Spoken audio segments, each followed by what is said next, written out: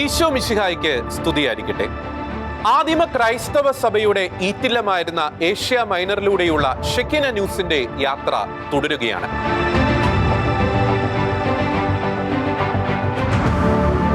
എഫേസോസിൽ നിന്നും ഇന്ന് നാം എത്തിച്ചേരുന്നത് സ്മിർനയിലേക്കാണ്. ഒത്തിരിയേറെ പ്രത്യേകതകളുള്ള ഒരു സഭയാണ് സ്മിർനയിലെ സഭ.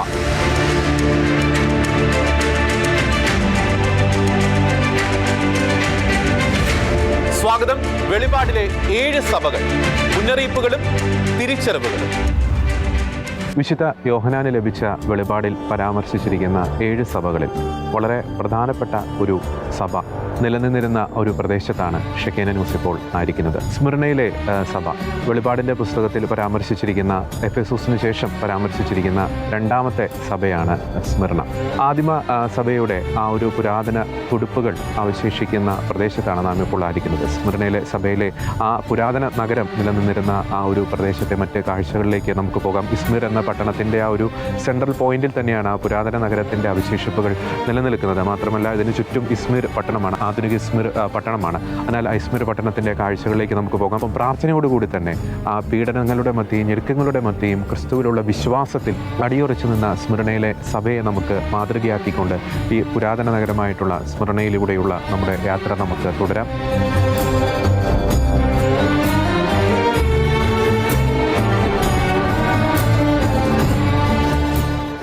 വെളിപാടിലെ 7 സഭകൾക്കുള്ള സന്ദേശത്തിൽ എഫേസോസിന് ശേഷം 2ാമത്തെ സന്ദേശം ലഭിച്ചത് സ്മിർനയിലെ സഭയ്ക്കാണ്. 7 സഭകളിൽ വെച്ച് ഏറ്റവും ദൈർഘ്യം കുറഞ്ഞ സന്ദേശം ലഭിച്ചതും ഈ സഭയ്ക്കാണ്. 7 സഭകളിൽ കർത്താവ് 2 സഭകളിൽ മാത്രമാണ് ഒരു കുറ്റവും കാണാത്തത്. അതിലൊന്ന് സ്മിർനയിലെ സഭയാണ്. സ്മിർനയിലെ സഭയുടെ മറ്റൊരു പ്രത്യേകത ചെറുതെങ്കിലും ഇന്നും വളരെ തീക്ഷ്ണത നിറഞ്ഞ ക്രൈസ്തവ സമൂഹം നിലനിൽക്കുന്ന തുർക്കിയിലെ ചുരുക്കം ചില പ്രദേശങ്ങളിൽ ഒന്നാണ് ഇത്. തുർക്കിയിൽ ഏറ്റവും കൂടുതൽ ക്രൈസ്തവ ജനസംഖ്യയുള്ള നഗരമാണ് ഇന്ന് സ്മിർന. ഇസ്മിർ എന്നാണ് ഈ പ്രദേശം ഇന്ന് അറിയപ്പെടുന്നത്. കോൺസ്റ്റാന്റിനോപ്പിൾ പാത്രിയാർക്കേറ്റിന് കീഴിലും റോമിന് കീഴിലുമായി ഇവിടെ ക്രൈസ്തവ സഭകൾ പ്രവർത്തിക്കുന്നു. ലത്തീൻ സഭയുടെ കീഴിലുള്ള സ്മിർന അതിരൂപതയിൽ 6000-ഓളം വിശ്വാസികൾ ഉണ്ടെന്നാണ് കണക്കാക്കുന്നത്.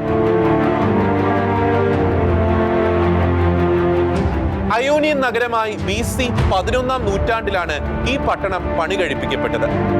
ലിദിയ രാജാവായിരുന്ന എലേറ്റസ് BC 600-ൽ സ്മിർന പട്ടണം നശിപ്പിക്കുകയും അതിന്റെ നഗരപദവി എടുത്തുമാറ്റി അതിനെ ഗ്രാമമാക്കി തരം താഴ്ത്തുകയും ചെയ്തു. പിന്നീട് അലക്സാണ്ടർ ചക്രവർത്തി തനിക്ക് ലഭിച്ച സ്വപ്നത്തിന്റെ അടിസ്ഥാനത്തിൽ പേഗസ് മലയുടെ അടിവാരത്ത് സ്മിർന നഗരം BC 4-ാം നൂറ്റാണ്ടിൽ പുതുക്കി പണിയുകയായിരുന്നു. ഈ പുതുക്കിപ്പണിയൽ സ്മിർന നഗരത്തെ വളരെ സമ്പൽ സമൃദ്ധവും ചരിത്രത്തിൽ വളരെ സ്വാധീനവുമുള്ള നഗരമാക്കി മാറ്റി. ഉണ്ണിയേശുവിന് സമർപ്പിക്കുവാനായി പൂജരാജാക്കന്മാർ കൊണ്ടുവന്ന സുഗന്ധദ്രവ്യങ്ങളിൽ ഒന്നായിരുന്ന മീറയിൽ നിന്നാണ് സ്മിർന എന്ന പദം ഉത്ഭവിച്ചത്. മീറയുടെ വ്യാപാരവുമായി ബന്ധപ്പെട്ട് പ്രത്യേക അധികാരം സ്മിർനയ്ക്കുണ്ടായിരുന്നു. ഈശോയുടെ മരണത്തിന് ശേഷം ഈശോയുടെ തിരുശരീരം പൊതിയുവാൻ ഉപയോഗിച്ച മീറ സ്മിർനയിൽ നിന്നാണ് എത്തിയത് എന്ന് പറയപ്പെടുന്നു. മനോഹാരിത കൊണ്ട് പേര് കേട്ടതായിരുന്നു പൗരാണിക കാലഘട്ടത്തിൽ സ്മിർന നഗരം. ഇവിടെ നിന്നും ഉത്ഖനനം ചെയ്ത ചില നാണയങ്ങളിൽ സൗന്ദര്യത്തിലും വലിപ്പത്തിലും ഏഷ്യയിൽ 1ാമത് എന്ന് രേഖപ്പെടുത്തിയിട്ടുണ്ട്. BC 129-ലാണ് സ്മിർന റോമൻ സാമ്രാജ്യത്തിന്റെ ഭാഗമായി മാറുന്നത്. റോമൻ വിജാതീയ ദൈവങ്ങളെ ആരാധിക്കുവാനായി ഏഷ്യയിൽ സ്ഥാപിച്ച ആദ്യത്തെ ക്ഷേത്രം നിലനിന്നിരുന്നത് സ്മിർനയിലായിരുന്നു. ചക്രവർത്തിമാരെ ആരാധിക്കുവാനായി ഏഷ്യയിൽ സ്ഥാപിച്ച 2ാമത്തെ ഇമ്പീരിയൽ കൾട്ട് ടെമ്പിൾ AD 26-ൽ സ്ഥാപിക്കപ്പെട്ടതും സ്മിർനയിലായിരുന്നു. അനറ്റോളിയയിലെ ഏറ്റവും പഴക്കം ചെന്ന ഹെലിനിസ്റ്റിക് ക്ഷേത്രം സ്ഥിതി ചെയ്തിരുന്നത് ഈ പട്ടണത്തിലായിരുന്നു. സെലൂസിഡ് രാജാവായ അന്ത്യോക്കസ് 3-ാമൻ നിരവധി യഹൂദ സമൂഹങ്ങളെയാണ് പൗരാണിക കാലഘട്ടത്തിൽ സ്മിർനയിൽ കൊണ്ടുവന്ന് താമസിപ്പിച്ചത്. മുൻ എപ്പിസോഡുകളിൽ സൂചിപ്പിച്ചതുപോലെ ഇത്തരം യഹൂദ സമൂഹങ്ങൾ സ്മിർനയിലെ ക്രിസ്തു മതത്തിന്റെ വളർച്ചയിൽ നിർണായക പങ്ക് വഹിച്ചിട്ടുണ്ട്. തന്ത്രപ്രധാന സ്ഥാനത്ത് നിലനിന്നിരുന്ന തുറമുഖ പട്ടണമായതുകൊണ്ട് തന്നെ റോമാ സാമ്രാജ്യത്തിലെ വളരെ സുപ്രധാനമായ വാണിജ്യ, വ്യാപാര, സാംസ്കാരിക കേന്ദ്രമായി സ്മിർന മാറുകയായിരുന്നു. 7-ാം നൂറ്റാണ്ടോടെ പടിഞ്ഞാറൻ ഈജിയൻ തീരത്ത് സ്ഥിതി ചെയ്യുന്ന എഫേസൂസ് ഉൾപ്പെടെയുള്ള പല തുറമുഖങ്ങളും മണൽ നിക്ഷേപവും മറ്റും മൂലം നാമാവിശേഷമായതിനാൽ സ്മിർന മേഖലയിലെ പ്രധാന തുറമുഖ പട്ടണമായി മാറുകയായിരുന്നു. സ്മിർനയുടെ തെക്ക് പടിഞ്ഞാറൻ ഭാഗത്ത് 64 കിലോമീറ്റർ അകലെയായാണ് കഴിഞ്ഞ എപ്പിസോഡിൽ നാം കണ്ട എഫേസൂസ് സ്ഥിതി ചെയ്യുന്നത്. പൗരാണിക കാലഘട്ടത്തിൽ എഫേസൂസുമായി കരമാർഗം നല്ലൊരു റോഡ് കണക്ടിവിറ്റി സ്മിർനയ്ക്ക് ഉണ്ടായിരുന്നു. സ്മിർനയിൽ നിന്നും പടിഞ്ഞാറൻ ദിശയിലേക്ക് ഒരു നേർരേഖ വരച്ചാൽ ഏഷ്യ മൈനറിൽ യൂറോപ്പിനോട് ഏറ്റവും അടുത്ത് കിടക്കുന്ന തുറമുഖ പട്ടണമാണ് സ്മിർന എന്ന് നമുക്ക് മനസ്സിലാക്കാൻ സാധിക്കും. സ്മിർനയിലെ സഭയ്ക്ക് കർത്താവ് നൽകിയിരിക്കുന്ന സന്ദേശത്തിലെ പ്രധാന പ്രതിപാദ്യങ്ങൾ മരണവും ജീവനും ഉയർത്തെഴുന്നേൽപ്പുമാണ്. പലതവണ മരണത്തിലൂടെയും ഉയർത്തെഴുന്നേൽപ്പിലൂടെയും കടന്നുപോയ ചരിത്രമാണ് സ്മിർനയുടേത്. സ്മിർനയിലെ ജനങ്ങൾ തങ്ങളുടെ ചരിത്രത്തെക്കുറിച്ച് എന്നും അഭിമാന ബോധമുള്ളവരായിരുന്നു. സ്മിർനയിൽ നിലനിന്നിരുന്ന പല ഐതിഹ്യങ്ങളുടെയും നാടോടി കഥകളുടെയും പ്രധാന പ്രമേയം ജീവനും മരണവുമായിരുന്നു. നേരത്തെ പറഞ്ഞതുപോലെ ലിദിയ രാജാവായിരുന്ന എലിയാറ്റസ് സ്മിർന തകർത്തതിനു ശേഷം ഏകദേശം 300 വർഷത്തോളമാണ് സ്മിർന അവശിഷ്ടങ്ങളിൽ ഉറങ്ങിക്കിടന്നത്. 300 വർഷങ്ങൾക്ക് ശേഷമാണ് സ്മിർന നഗരം പിന്നീട് പുനർനിർമ്മിക്കപ്പെട്ടത്. സ്മിർനയിലെ സാമൂഹ്യ സാഹചര്യങ്ങളുമായി അടുത്ത ബന്ധമുണ്ടായിരുന്നത് കൊണ്ട് തന്നെയാണ് മരിച്ചവനും എന്നാൽ വീണ്ടും ജീവിക്കുന്നവനുമായവൻ എന്ന പരാമർശം കർത്താവ് സ്മിർനയിലെ സഭയ്ക്ക് നൽകിയ സന്ദേശത്തിൽ ഉപയോഗിച്ചത്. ചരിത്രത്തിലെ പല ഘട്ടങ്ങളിലും വീണ്ടും ജീവിതത്തിലേക്ക് തിരിച്ചു വന്നവരായിരുന്നു സ്മിർനയിലെ ജനങ്ങൾ. ഭൂകമ്പങ്ങളും പ്രകൃതിക്ഷോഭങ്ങളും പടയോട്ടങ്ങളും പകർച്ചവ്യാധികളും ഈ നഗരത്തെ പല കാലഘട്ടങ്ങളിൽ നാമാവിശേഷമാക്കിയെങ്കിലും സ്മിർന ഉയർത്തെഴുന്നേൽക്കുകയായിരുന്നു. അതിൽ പ്രത്യേകം എടുത്തു പറയേണ്ടത് AD 178 സംഭവിച്ച വൻ ഭൂകമ്പം തന്നെയാണ്. ആ നഗരം കല്ലിന്മേൽ കല്ല് ശേഷിക്കാതെ ആ ഭൂകമ്പത്തിൽ തകർന്നടിയുകയായിരുന്നു. സ്മിർനയിലെ പ്രധാനപ്പെട്ട അഗോരയും അന്ന് തകർന്നടിഞ്ഞിരുന്നു. എന്നാൽ റോമൻ ചക്രവർത്തിയായിരുന്ന മാർക്കൂസ് ഒറീലിയോസിന്റെ നേതൃത്വത്തിൽ നഗരം വീണ്ടും പുതുക്കി പണിയുകയായിരുന്നു. AD 178 പുനർനിർമ്മിച്ച അഗോരയുടെ അവശിഷ്ട ഭാഗങ്ങളാണ് നാം ഇന്ന് ഈ കാണുന്നത്. ജനങ്ങൾ വിവിധ ആവശ്യങ്ങൾക്കായി ഒന്നിച്ചു കൂടുന്ന ഇടങ്ങളെയാണ് പൗരാണിക കാലഘട്ടത്തിൽ അഗോരകൾ എന്ന് വിളിച്ചിരുന്നത്. സ്മിർനയുടെ പ്രധാനപ്പെട്ട രാഷ്ട്രീയ വാണിജ്യ കേന്ദ്രമായിരുന്നു ഈ അഗോര. നിരവധി സ്റ്റോവയുടെ നടുവിലായി സ്ഥിതി ചെയ്യുന്ന നടുമുറ്റം. ഈ രീതിയിലായിരുന്നു സ്മിർനയിലെ അഗോര രൂപകൽപ്പന ചെയ്തിരുന്നത്. പുരാതന ഗ്രീക്ക് വാസ്തുവിദ്യയിൽ തൂണുകളാൽ താങ്ങപ്പെടുന്ന മേൽക്കൂരയുള്ളതും വശങ്ങൾ തുറന്നതുമായ നീളമുള്ള മണ്ഡപങ്ങളെയാണ് സ്റ്റോവ എന്ന് വിളിക്കുന്നത്. വിൽവളവുള്ള മേൽഭാഗത്തോടു കൂടിയ ഇത്തരത്തിലുള്ള നിരവധി മണ്ഡപങ്ങൾ നമുക്കിന്ന് സ്മിർനയിലെ അഗോരയുടെ അവശിഷ്ടങ്ങളിൽ കാണുവാൻ സാധിക്കും. ആദിമ നൂറ്റാണ്ടുകളിൽ സ്മിർനയിൽ നിലനിന്നിരുന്ന ക്രൈസ്തവ സാന്നിധ്യത്തിന്റെ തെളിവുകൾ ചുവരെഴുത്തുകളായി നമുക്ക് ഇന്ന് ഈ അഗോരയിൽ ദൃശ്യമാണ്. പുരാതന സ്മിർന നഗരത്തിന്റെ അവശേഷിപ്പുകളിൽ പുരാവസ്തു ഗവേഷകർക്ക് വീണ്ടെടുക്കാൻ സാധിച്ച പ്രധാനപ്പെട്ട അവശേഷിപ്പ് അഗോരയുടേതാണ്. ഹെലനിസ്റ്റിക് കാലഘട്ടത്തിലാണ് ഇത് നിർമ്മിക്കപ്പെട്ടത്. ഇന്ന് നാം കാണുന്ന അഗോര നിർമ്മിച്ചത് റോമൻ കാലഘട്ടത്തിലാണ്. പുരാതന അഗോരയിൽ എടുത്തു പറയേണ്ട ഇന്നും നിലനിൽക്കുന്ന അവശേഷിപ്പുകളാണ് ഫൗസ്റ്റീന ഗേറ്റ്, റോമൻ കാലഘട്ടത്തിലെ ഏറ്റവും വലിയ ബസിലിക്ക, വ്യാപാര കേന്ദ്രങ്ങൾ, കടകൾ, പുരാതന തെരുവുകൾ, ചുവരെഴുത്തുകൾ തുടങ്ങിയവ. നിയമ വ്യവഹാര കേന്ദ്രമായും വാണിജ്യ കേന്ദ്രമായും ഇവിടെ കാണുന്ന ബസിലിക്ക ഉപയോഗിച്ചിട്ടുണ്ട്. റോമാ സാമ്രാജ്യത്തിലെ ആ കാലഘട്ടത്തിലെ ഇത്തരം ബസിലിക്കകളാണ് പിന്നീടുള്ള കത്തോലിക്ക ദേവാലയങ്ങളുടെ രൂപകൽപ്പനയിൽ മാതൃകയായി തീർന്നത്. AD 178 ഭൂകമ്പത്തിന് ശേഷം സ്മിർന പുനരുദ്ധരിച്ച ചക്രവർത്തി മാർസൂസ് ഔറേലിയോസിന്റെ ഭാര്യയുടെ പേരിൽ പണികഴിപ്പിച്ചതാണ് ഫൗസ്റ്റീന ഗേറ്റ്. അത് ഇന്ന് നമുക്ക് ഇവിടെ കാണുവാൻ സാധിക്കും. പുരാതന കാലഘട്ടത്തിലെ സ്മിർന നഗരത്തിലെ പ്രധാന റോഡുകൾ സംഗമിച്ചിരുന്നതും ഈ അഗോരയിലായിരുന്നു. അഗോരയുടെ പല ഭാഗങ്ങളിലും നിരവധി ചുവർ ചിത്രങ്ങളും ചുവരെഴുത്തുകളും നമുക്ക് കാണാനാകും. ആ കാലഘട്ടത്തിലെ ജനങ്ങളുടെ ജീവിതത്തിലേക്ക് വെളിച്ചം വീശുന്നതാണ് ഇത്തരം ചുവരെഴുത്തുകളും ചുവർ ചിത്രങ്ങളും. പ്രത്യേകിച്ച് ക്രിസ്തുമതത്തെ സൂചിപ്പിക്കുന്ന പല ചുവരെഴുത്തുകളും ഇവിടെയുണ്ട്. അതിലൊന്നാണ് നാം ഈ കാണുന്നത്.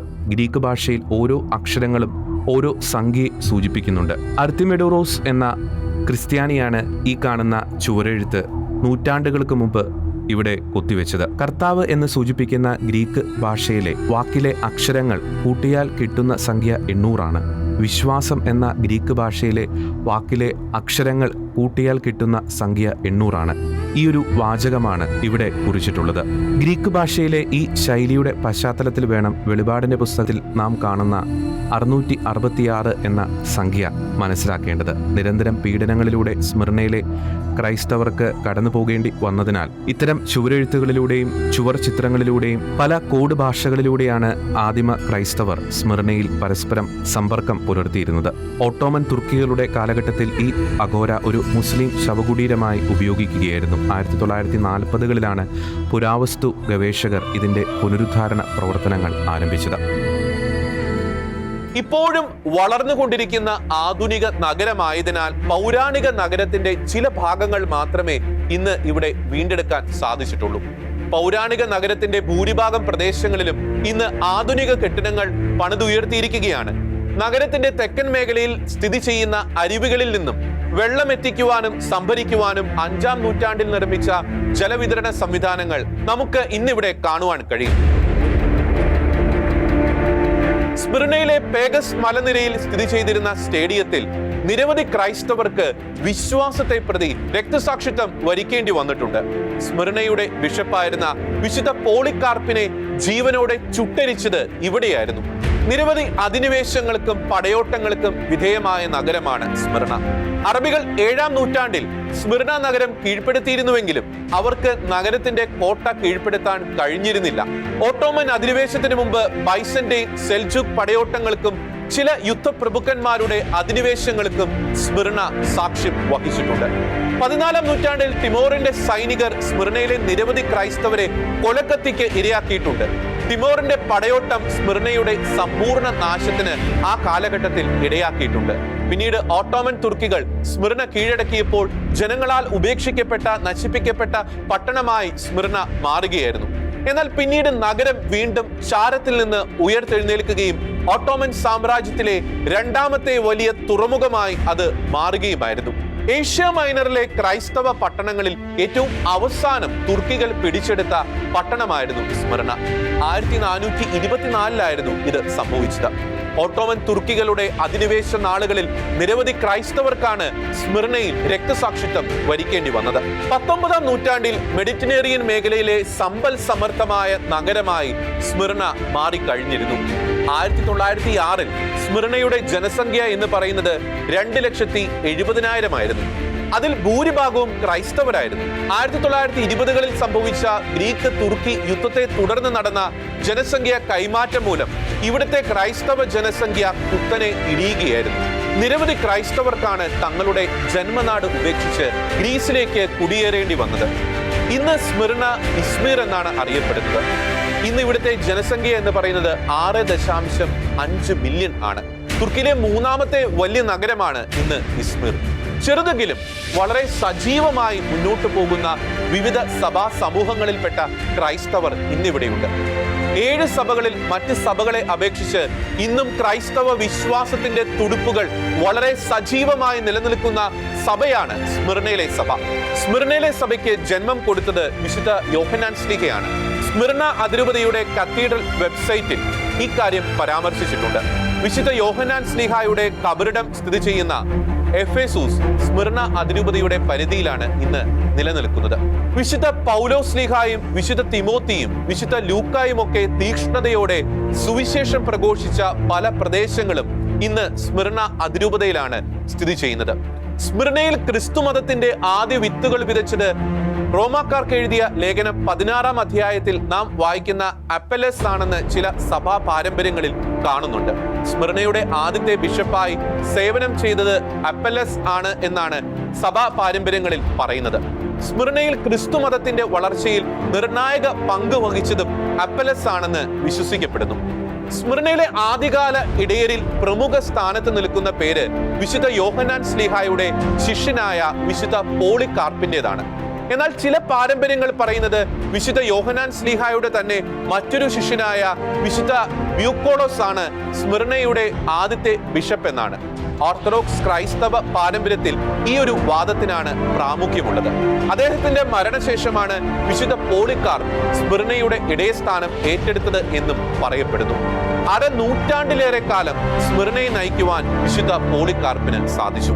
ലോകത്തിലെ ഏറ്റവും പൗരാണികമായ എന്നാൽ ഇന്നും നിലനിൽക്കുന്ന സഭയാണ് സ്മിർനയിലെ സഭ. എഫേസോസിലൂടെ നാം യാത്ര ചെയ്തപ്പോൾ നാം കണ്ടത് തകർന്നു കിടക്കുന്ന ക്രൈസ്തവ ദേവാലയങ്ങളുടെ അവശിഷ്ടങ്ങളാണെങ്കിൽ സ്മിർനയിൽ നമുക്ക് കാണാൻ സാധിക്കുന്നത് ഇന്നും നിലനിൽക്കുന്ന തലയുയർത്തി നിൽക്കുന്ന ക്രൈസ്തവ ദേവാലയങ്ങളാണ്. ഇസ്മിർ അതിരൂപതയുടെ കീഴിലാണ് ഇന്ന് സ്മിർന നിലനിൽക്കുന്നത്. 2024 കണക്ക് പ്രകാരം ഏകദേശം 6000-ഓളം കത്തോലിക്കരാണ് ഇന്നിവിടെ ഉള്ളത്. 17ഓളം വൈദികരാണ് ഇന്ന് ഇവിടെ ശുശ്രൂഷ ചെയ്യുന്നത്. ആർച്ച് ബിഷപ്പ് മാർട്ടിനാണ് സ്മിർന അഥവാ ഇസ്മിർ അതിരൂപതയുടെ ഇപ്പോഴത്തെ ഇടയൻ. സ്മിർനയിൽ ക്രൈസ്തവ വിശ്വാസത്തിന്റെ തുടുപ്പുകളായി നിലകൊള്ളുന്ന 2 പ്രധാന ദേവാലയങ്ങളാണ് ചർച്ച് ഓഫ് സെന്റ് പോളികാർപ്പും വിശുദ്ധ യോഹന്നാന്റെ നാമധേയത്തിലുള്ള കത്തീഡ്രൽ ദേവാലയവും. അപ്പസ്തോലന്മാരിൽ നിന്നും ആദിമ സഭാപിതാക്കന്മാരിൽ നിന്നും കൈമാറ്റം ചെയ്യപ്പെട്ട ക്രൈസ്തവ വിശ്വാസം ഇന്നും കെടാതെ കാത്തു സൂക്ഷിക്കുന്ന സ്മിർനയിലെ പ്രധാനപ്പെട്ട ക്രൈസ്തവ തുടുപ്പുകളിലേക്ക് നമുക്ക് ഒന്ന് കടന്നു ചെല്ലാം.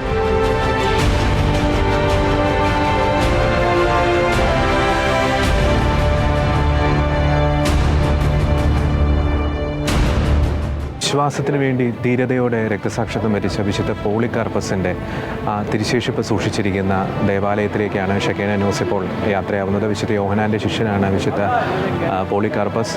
86-ാമത്തെ വയസ്സിലാണ് അദ്ദേഹം രക്തസാക്ഷിത്വം വരിച്ചത്. തീർച്ചയായിട്ടും നമുക്ക് ആ ദേവാലയത്തിലേക്ക് കടന്നതെല്ലാം വിശുദ്ധൻ്റെ തിരുശേഷിപ്പ് നമുക്ക് വണങ്ങാം, നോക്കിക്കാണാം. ദേവാലയത്തിൻ്റെ കാഴ്ചകളിലേക്ക് ഒരു തീർത്ഥയാത്രയായി ഷെക്കേന ന്യൂസിനൊപ്പം പ്രേക്ഷകരെയും ക്ഷണിക്കുന്നു.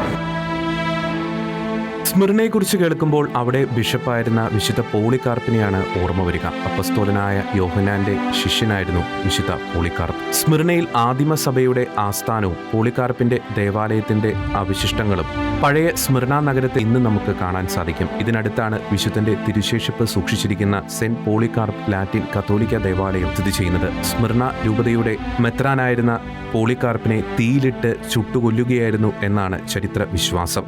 കത്തിക്കരിഞ്ഞ അദ്ദേഹത്തിന്റെ ഏതാനും അസ്ഥികൾ മാത്രമാണ് അവശേഷിച്ചത്. ക്രിസ്തു വിശ്വാസത്തിനു വേണ്ടി ധീര രക്തസാക്ഷിത്വം വരിച്ച അപ്പസ്തോലിക പിതാവായ വിശുദ്ധ പോളികാർപ്പിന്റെ തിരുശേഷിപ്പിന് മുന്നിലിരിക്കുമ്പോൾ രക്തസാക്ഷിത്വത്തിന് മുമ്പ് അദ്ദേഹം ചെയ്ത ധീരോജ്വലമായ പ്രസ്താവനയാണ് മനസ്സിലേക്ക് കടന്നു വന്നത്. ക്രിസ്തുവിനെ തള്ളിപ്പറയുക എന്ന അന്തിമ ആഹ്വാനം ആരാച്ചാരിൽ നിന്ന് ഉയർന്നപ്പോൾ വന്യവയോധികനായ പോളികാർപ്പ് പറഞ്ഞു, 86 വയസ്സുവരെ ഞാൻ എൻ്റെ ക്രിസ്തുവിനെ ശുശ്രൂഷിച്ചു. അദ്ദേഹം എനിക്കെതിരായി യാതൊന്നും ചെയ്തിട്ടില്ല. എൻ്റെ രാജാവും രക്ഷകനുമായവനെ ഞാൻ എന്തിന് തള്ളിപ്പറയണം? ഈ മറുപടി പറഞ്ഞയുടൻ വിശുദ്ധ പോളികാർപ്പിൻ്റെ ഭൗതിക ശരീരത്തിന്മേൽ അഗ്നിജ്വാലകൾ ആളിപ്പടർന്നു.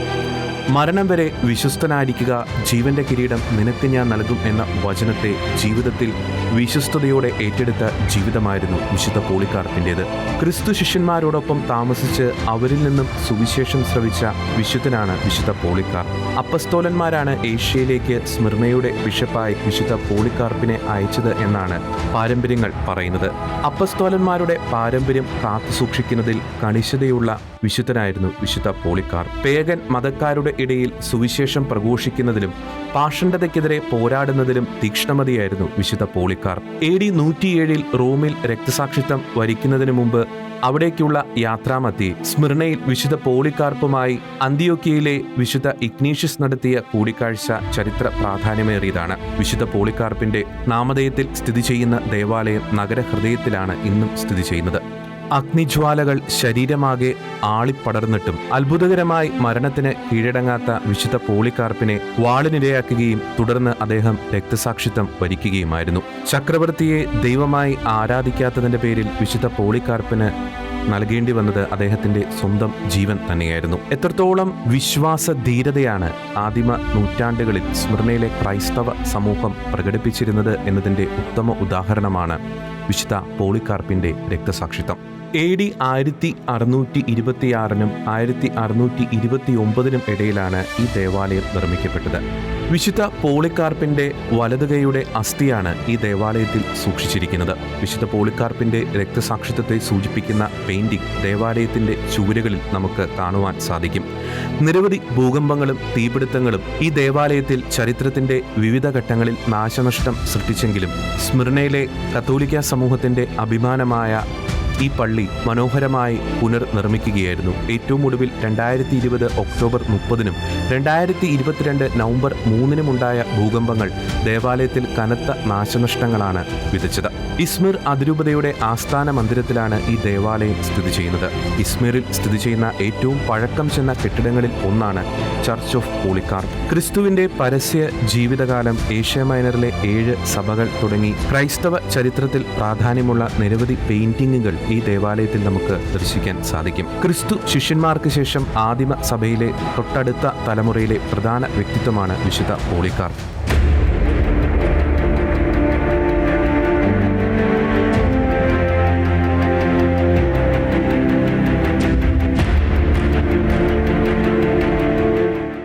വിശുദ്ധ യോഹന്നാന് ലഭിച്ച വെളിപാടിൽ പ്രതിപാദിച്ചിരിക്കുന്ന 7 സഭകൾ. ആ സഭകളിൽ ഇപ്പോൾ അല്പമെങ്കിലും ക്രൈസ്തവ വേരുകൾ അവശേഷിക്കുന്ന സഭയാണ് സ്മിർനയിലെ സഭ. ആ സ്മിർനയിലെ സഭയിൽ പ്രത്യേകിച്ച് ആധുനിക നഗരമായിട്ടുള്ള ഇഷ്മീർ, ആ ഒരു പ്രദേശത്താണ് സ്മിർനയിലെ ആ ഒരു സഭ നിലനിന്നിരുന്ന പ്രദേശമൊക്കെ നിലനിൽക്കുന്നത്. ആ ഇഷ്മീർ പട്ടണത്തിൽ ഉള്ള വിശുദ്ധ യോഹന്നാൻ്റെ നാമധേയത്തിലുള്ള ബസിലിക്കയുടെ മുമ്പിലാണ് നാം ഇപ്പോൾ ആയിരിക്കുന്നത്. വളരെ വൈബ്രൻ്റ് ആയിട്ടുള്ള, ചെറുതാണെങ്കിലും വളരെ വൈബ്രൻ്റ് ആയിട്ടുള്ള ഒരു ക്രൈസ്തവ സമൂഹം ഇവിടെ ഉണ്ട്. ആദിമ ക്രൈസ്തവ സഭയുടെ അതേ ചൈതന്യത്തിൽ തന്നെ ആ ക്രൈസ്തവ ചൈതന്യം അവർ തങ്ങളുടെ തലമുറകളായി തുടർന്നുകൊണ്ട് വരുന്ന ഒരു സമൂഹത്തെ നമുക്കിവിടെ തീർച്ചയായിട്ടും കാണാൻ സാധിക്കും.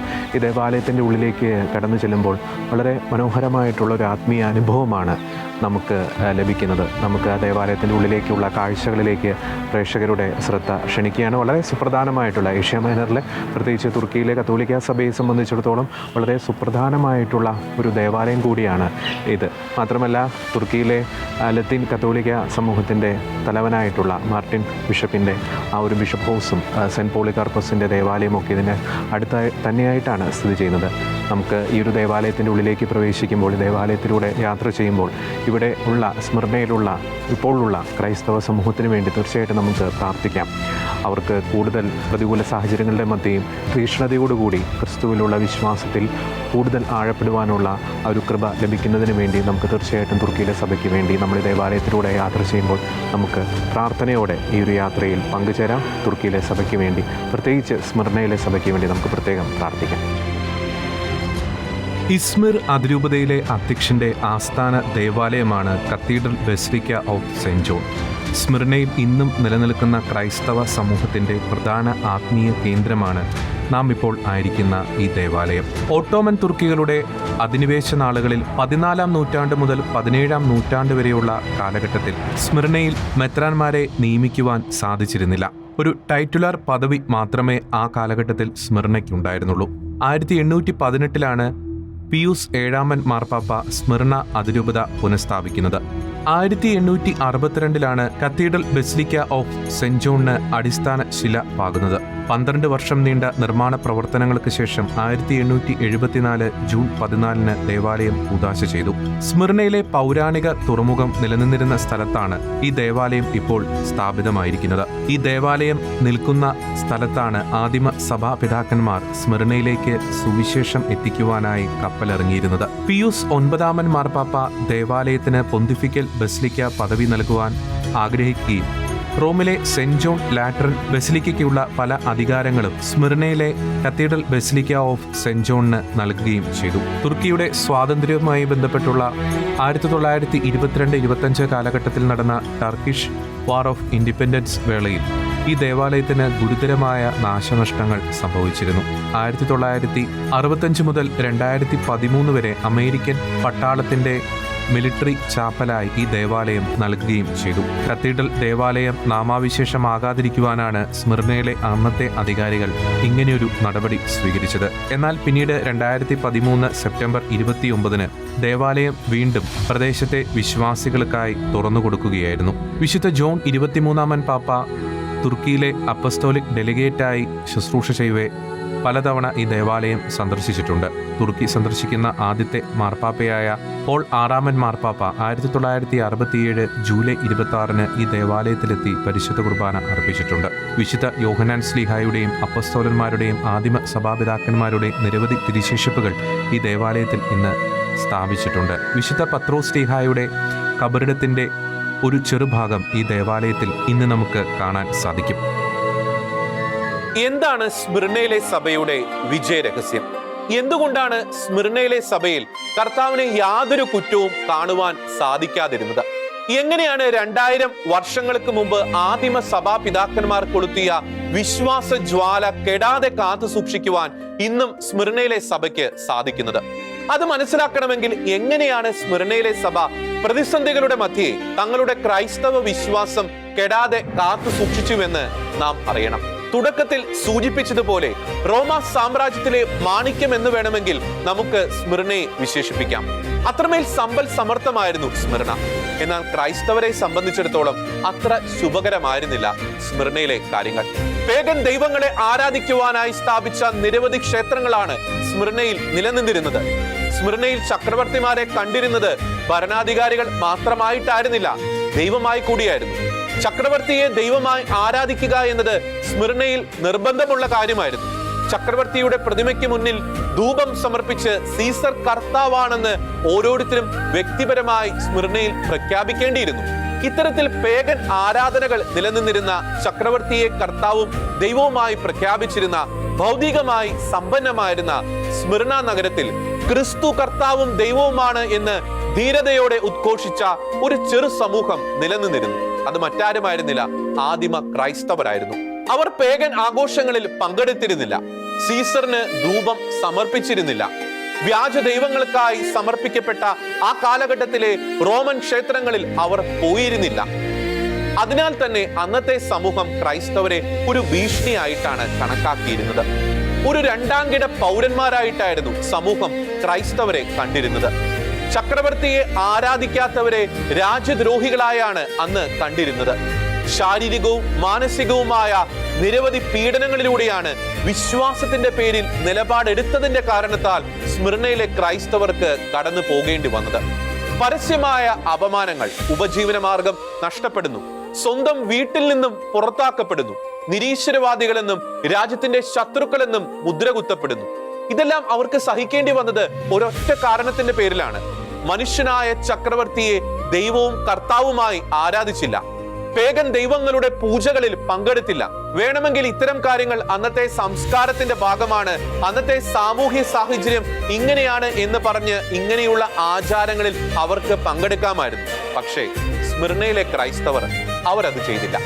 സ്വന്തം ജീവനേക്കാൾ വലുത് അവർക്ക് അവരുടെ വിശ്വാസമായിരുന്നു, ക്രിസ്തുവായിരുന്നു. വിശ്വാസ ശോധനയുടെ ഒരു ഭൂകമ്പത്തിലും അവരുടെ വിശ്വാസം കുലുങ്ങിയില്ല. യഥാർത്ഥ കർത്താവും ദൈവവും ആരാണെന്ന് അവർക്ക് വ്യക്തമായി അറിയാമായിരുന്നു. മുഴുവൻ നഗരവും സീസറിന് മുന്നിൽ തലകുനിച്ചപ്പോൾ സ്മിർനയിലെ ക്രൈസ്തവർ ശിരസ് നമിച്ചത് കർത്താവിന്റെ മുമ്പിൽ മാത്രമായിരുന്നു. വിശ്വാസത്തെ സംബന്ധിച്ചിടത്തോളം ഇങ്ങനെയുള്ള കലുഷിതമായ സാഹചര്യത്തിലാണ് സ്മിർനയിലെ സഭ ജന്മമെടുക്കുന്നതും വളർന്നതും.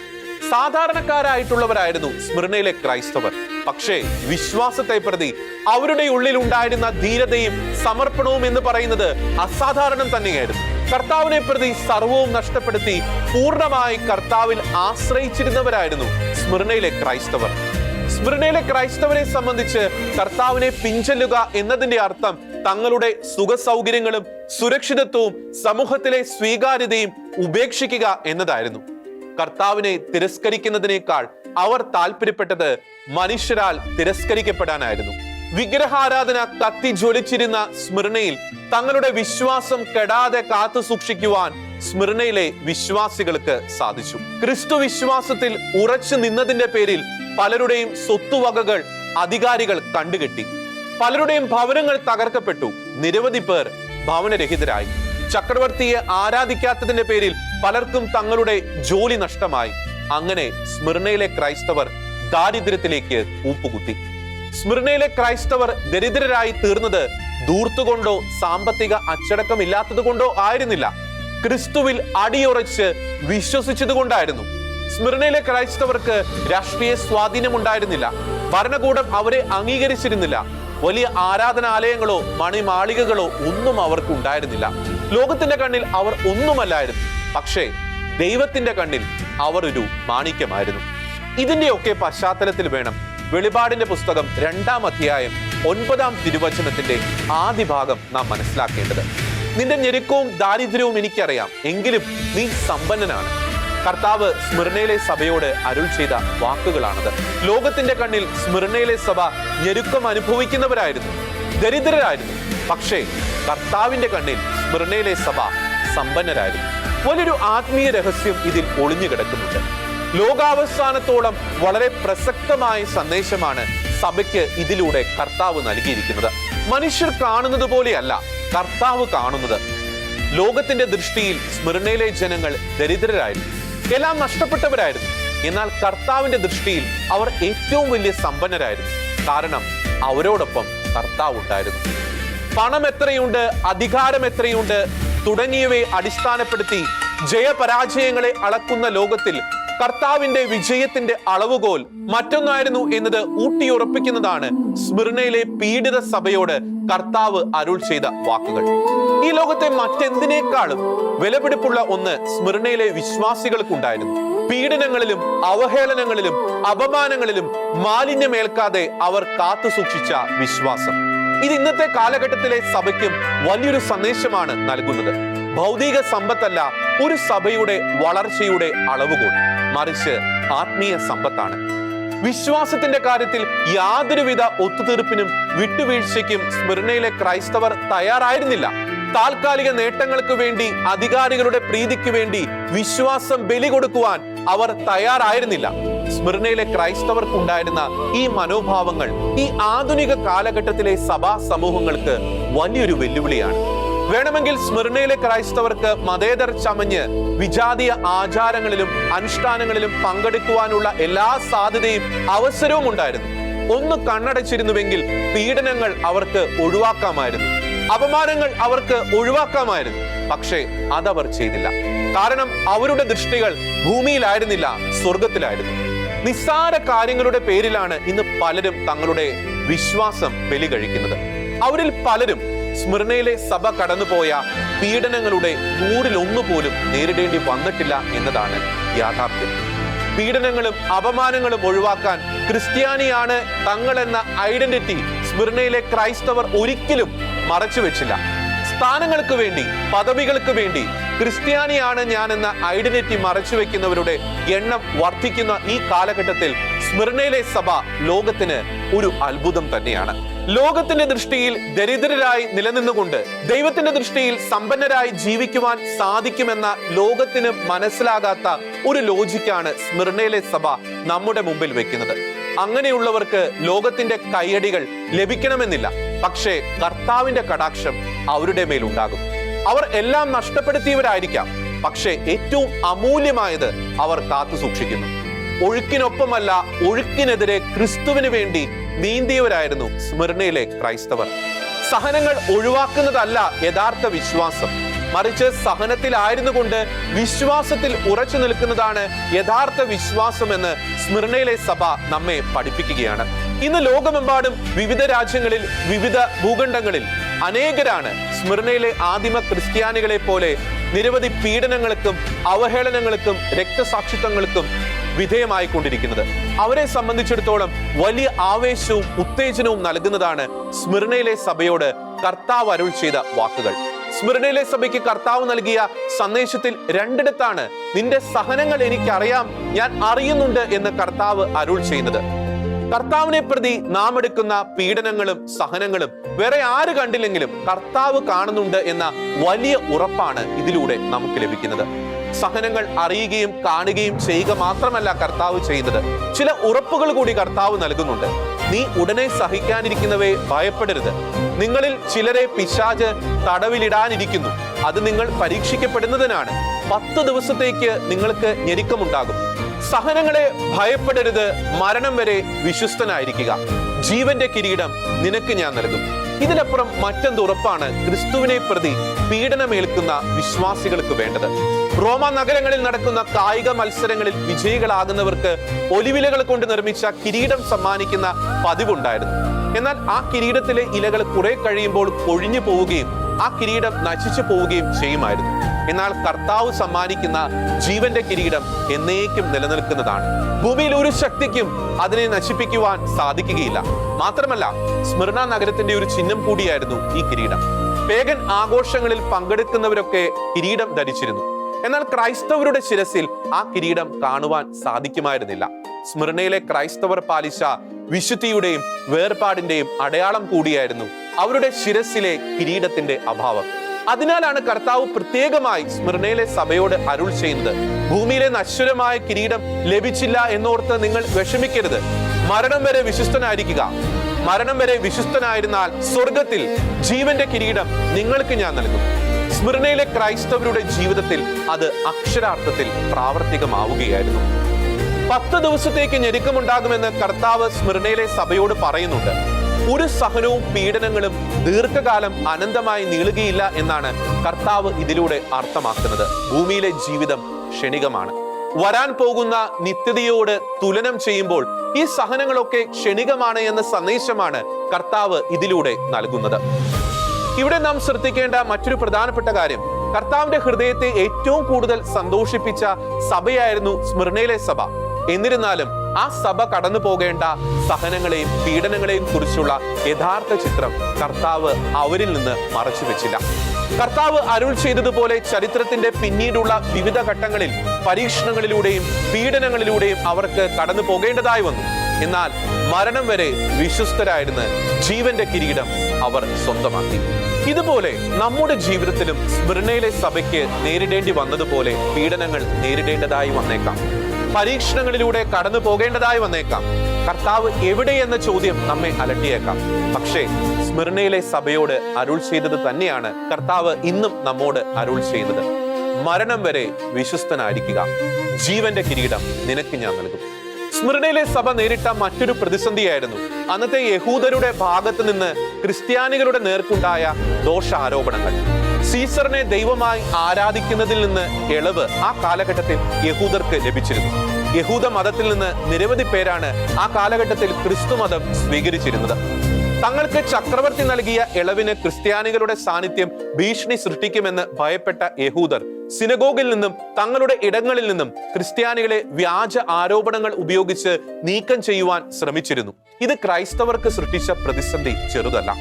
നരഭോജികളാണ്, കുടുംബവിരുദ്ധരാണ്, അധാർമിക പ്രവർത്തികളിൽ ഏർപ്പെടുന്നവരാണ് ക്രൈസ്തവരെന്ന വ്യാജ ആരോപണങ്ങൾ ഉന്നയിച്ച് ക്രൈസ്തവരെ സമൂഹത്തിൽ നിന്നും നീക്കം ചെയ്യാനുള്ള ചില നീക്കങ്ങൾ യഹൂദരുടെ ഭാഗത്ത് നിന്ന് ഉണ്ടായിരുന്നു.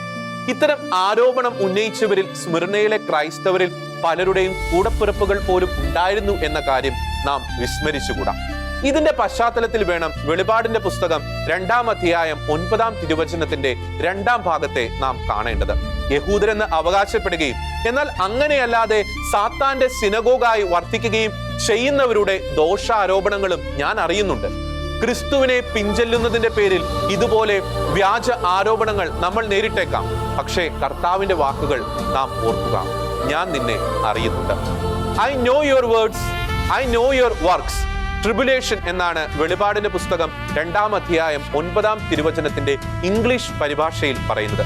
ട്രിബുലേഷൻ എന്ന വാക്ക് ഉത്ഭവിച്ചത് ലാറ്റിൻ വാക്കായ ട്രൈബുലത്തിൽ നിന്നാണ്. ട്രൈബുലം എന്നത് പൗരാണിക കാലഘട്ടത്തിൽ വളരെ ക്രൂരമായ ഒരു പീഡന മുറയായിരുന്നു. മൂർച്ചയേറിയ ആണികൾ ഘടിപ്പിച്ച പലക പീഡനമേൽപ്പിക്കേണ്ട വ്യക്തിയുടെ നെഞ്ചിൽ വെക്കും. അതിനുശേഷം ആ പലകയുടെ മുകളിൽ ഭാരമുള്ള നിരവധി വസ്തുക്കൾ ഒന്നിന്മേൽ ഒന്നായി വെക്കും. ഭാരനിമിത്തം ആണികൾ ആ വ്യക്തിയുടെ ശരീരത്തിൽ തുളച്ചു കയറി ആ വ്യക്തി ക്രമേണ മരണത്തിന് കീഴടങ്ങും. ഇതുപോലെ ദാരിദ്ര്യമാകുന്ന, ഭീഷണികളാകുന്ന, അപമാനങ്ങളാകുന്ന, ദോഷാരോപണങ്ങളാകുന്ന നിരവധി കൂരമ്പുകൾ ഒന്നിനുമേലൊന്നായി സ്മിർനയിലെ സഭയെ കീറിമുറിക്കുവാൻ ശ്രമിച്ചെങ്കിലും സ്മിർനയിലെ സഭ പതറിയില്ല. മറിച്ച് ക്രിസ്തു വിശ്വാസത്തിൽ ധീരതയോടെ ഉറച്ചു നിന്നതായി സ്മിർനയിലെ സഭയിലൂടെ നമ്മൾ നടത്തിയ യാത്രയിൽ നാം മനസ്സിലാക്കി. സ്മിർനയിലെ സഭ ഒരേ സമയം നമുക്ക് നല്ലൊരു പാഠപുസ്തകവും നല്ലൊരു ഉത്തേജനവും ആയിരിക്കട്ടെ. ആത്മീയ ജീവിതത്തിൽ ക്രിസ്തു വിശ്വാസത്തെ പ്രതി ഒരു ക്രിസ്ത്യാനിയുടെ ജീവിതത്തിൽ സംഭവിക്കാൻ സാധ്യതയുള്ള എല്ലാ പ്രതിസന്ധികളുടെയും ഒരു പരിച്ഛേദനം നമുക്ക് സ്മിർനയിലെ സഭയിൽ കാണുവാൻ സാധിക്കും. ഇന്ന് വ്യക്തി ജീവിതങ്ങളിലും സഭയിലും നടമാടുന്ന പല പ്രതിസന്ധികളുടെയും പ്രധാനപ്പെട്ട കാരണം സ്മിർന അനുഭവം പ്രാപിക്കാത്തതാണ്. നാം കണ്ടതുപോലെ ജീവിതത്തിൽ എന്തിനേക്കാൾ ഉപരി ക്രിസ്തുവിന് പ്രാധാന്യം കൊടുത്തവരായിരുന്നു സ്മിർനയിലെ ക്രൈസ്തവർ. അതുകൊണ്ട് തന്നെ ദൈവികമായ ഒരു സംരക്ഷണ വേലി എന്നും അവരോടൊപ്പം ഉണ്ടായിരുന്നു. ക്രിസ്തുവിനെ ഉപേക്ഷിച്ചതാണ് സഭയും സമൂഹവും വ്യക്തി ജീവിതങ്ങളും നേരിടുന്ന ഇന്നത്തെ തകർച്ചകൾക്ക് പിന്നിലെ യഥാർത്ഥ കാരണം. വിശ്വാസരാഹിത്യവും വിശ്വാസത്യാഗവും സഭയിലും സമൂഹത്തിലും കൊടുമ്പിരി കൊള്ളുന്ന ഈ കാലഘട്ടത്തിൽ ക്രിസ്തുവിനെ ഒരു ഘട്ടത്തിലും ഉപേക്ഷിക്കാത്ത സ്മിർനയിലെ സഭ നമുക്ക് മാതൃകയായിരിക്കട്ടെ. പീഡനങ്ങളുടെ നടുവിലും പ്രതിസന്ധികളുടെ നടുവിലും ഒറ്റക്കെട്ടായി നിന്നവരായിരുന്നു സ്മിർനയിലെ സഭ. വിഭാഗീയതയും ആഭ്യന്തര സംഘർഷങ്ങളും ഇന്ന് സഭയിൽ കലുഷിതമായ അന്തരീക്ഷം സൃഷ്ടിക്കുമ്പോൾ ക്രിസ്തുവിൽ ഒന്നായി നിന്ന സ്മിർനയിലെ സഭ നമുക്ക് പ്രചോദനമാകട്ടെ. വിശുദ്ധ മത്തായിയുടെ സുവിശേഷം 24-ാം അധ്യായം 10 മുതൽ 13 വരെയുള്ള തിരുവചനങ്ങളിൽ പറയുന്നത് പോലെ അനേകർ വിശ്വാസം ഉപേക്ഷിക്കുകയും പരസ്പരം ഒറ്റിക്കൊടുക്കുകയും ദ്വേഷിക്കുകയും ചെയ്യും. എന്നാൽ അവസാനം വരെ സഹിച്ചു നിൽക്കുന്നവൻ രക്ഷിക്കപ്പെടും. സ്മിർനയിലെ സഭയെ പോലെ അവസാനം വരെ വിശ്വാസത്തിൽ ഉറച്ചു നിൽക്കുവാൻ നമുക്ക് സാധിക്കട്ടെ. സത്യത്തിന്റെ വചനം ഉചിതമായി കൈകാര്യം ചെയ്തുകൊണ്ട് അഭിമാനിക്കാൻ അവകാശമുള്ള വേലക്കാരനായി ദൈവ തിരുമുമ്പിൽ അർഹതയോടെ പ്രത്യക്ഷപ്പെടുവാൻ ഉത്സാഹപൂർവം നമുക്ക് പരിശ്രമിക്കാം. ജീവന്റെ കിരീടം സ്വന്തമാക്കാം. മരണം വരെ വിശ്വസ്തരായിരുന്ന സ്മിർനയിലെ സഭ നമുക്ക് മാർഗദീപമായിരിക്കട്ടെ. അടുത്തയാഴ്ച നാം യാത്ര ചെയ്യുവാൻ പോകുന്നത് മൂർച്ചയേറിയ ഇരുതല വാളുള്ളവന്റെ തുർക്കിയിലെ പെർഗമോസിലേക്കാണ്. അതുവരെ കാത്തിരിക്കാം പ്രാർത്ഥനയോടെ.